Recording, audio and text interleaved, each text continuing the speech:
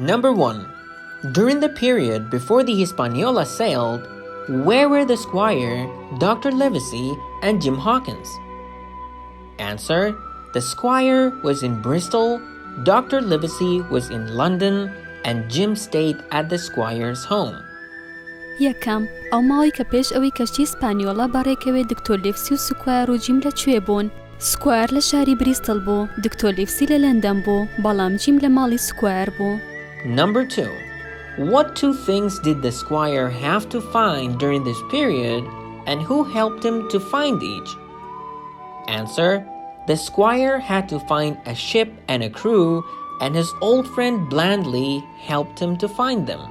دووەم لەو ماوەی کە سکوار لە شاری بریستڵ بوو ئەو دووشتە چی بوون کە سکوار پێویستی بوو بیاندۆزێتەوە وەچێ یارمەتیدا بۆ دۆزینەوەی هەریەکەیان. لەو ماوەیەدا سکوار پێویست بوو کەشتی و تاقمەکە بدۆزێتەوە. ئەو کەسە یارمەتیشیدا ناوی بلاندلی بوو، کۆنە هاوڕێی سکوار بوو. Number 3. Why was Jim sure that Long John Silver could not be the frightening one-legged man who Bill, the guest at the Admiral Benbow, had spoken about? Answer. Jim felt sure Silver could not be the one-legged man Bill had talked about because he seemed so friendly and honest. سێیەم بۆچی جیم دڵنیا بوو لەوەی کەوا سیلڤەر پیاوە یەقاتە ترسناکەکە نییە کەوا بیڵی بۆنز لە میوانخانەی ئەدمیرەڵ بێنبۆ باسی پیاوە یەقاتەکەی بۆ کردبوو. جیم دڵنیا بوو لەوەی کەوا سیلڤەر پیاوە یەقاتە ترسناکەکە نییە کەوا بیڵی بۆنز لەبارەیەوە پێی وتبوو چونکە لۆنگ جۆن پیاوێکی زۆر باش و ڕازگۆ دیار بوو. Number 4. What did Smollett feel were on the one hand the good and on the other hand the very bad things about Mr. Arrow? Answer. Smollett felt on the one hand that Mr. Arrow was a good sailor and on the other hand that he was too friendly with the crew to be a good officer. چوارم کاپتن سمۆڵەت هەستی چۆن بوو لەبارەی باشی و خراپی مستەر ئارۆ.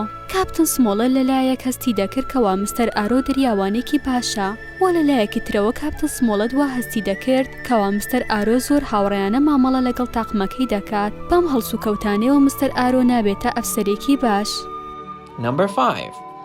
What did members of the crew knew about the aim of the voyage that Smollett did not know, and how did he feel about this? Answer.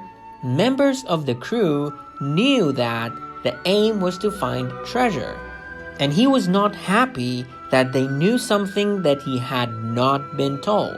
پێنجەم ئەندامانی تاقمەکە چیان دەزانی دەربارەی ئامانجی گەشتی دەریایەکە کەوا ئێستا سمۆڵێ زانیویەتی واستی سمۆڵێ دەربارەی گەشتە دەریایەکە چۆن بوو. ئەندامی تاقمەکە ئامانجی گەشتەکەیان دەزانی کەوا دۆزینەوەی گەنجینەیە و کاپتن سمۆڵێت خۆشحاڵ و شادومان نەبوو لەبەر ئەوە ئەوان شتێکیان دەزانی کە کاپتن پێی نەگوترا بوو.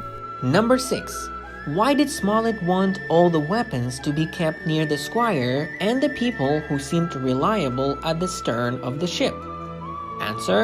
He was not happy with the crew and he wanted to make sure that the ship, the Squire, and his people would be safe from them. شەشەم لەبەرچی کاپتن سمۆڵێت دەیویست هەموو چەکەکان لە نزیک سکوایر و کەسانی باوەڕپێکراودا بندرێن کە لە دواوی کەشتێکەدا بوون. کاپتن سمۆڵێت خۆشحاڵ و شادومان نەبوو لەگەڵ ئەندامانی تاقمەکە و کاپتن سمۆڵێت دەیویست دڵنیا ببێتەوە لە کەشتێکە و سکوایر و هاوڕێیانی سەلامەت و پارێزراو بن.